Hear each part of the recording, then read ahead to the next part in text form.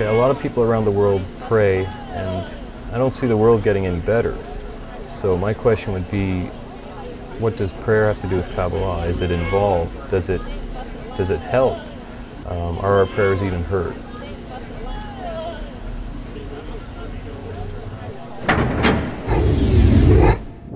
Well, it all depends on what you mean by prayer, because everybody prays in one way or another. But what are we really doing when we start talking to what we think of as God? And why is it that prayers are so rarely answered? Kabbalah doesn't consider prayer something that's done with the tongue, with the lips.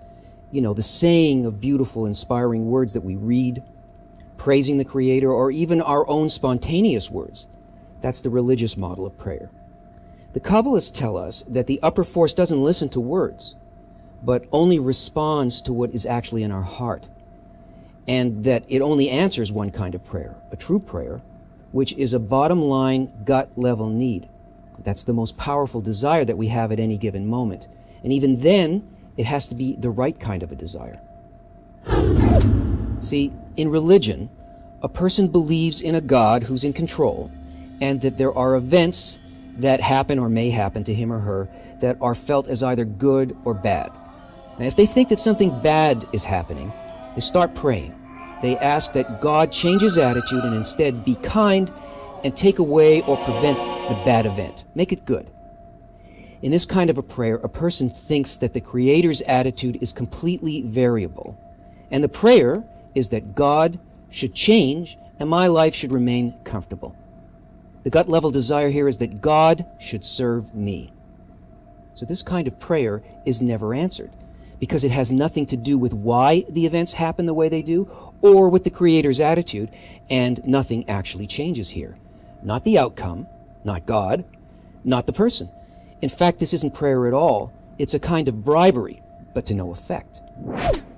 In Kabbalah, we also have a Creator and a person in this world, and events that are felt as either good or bad.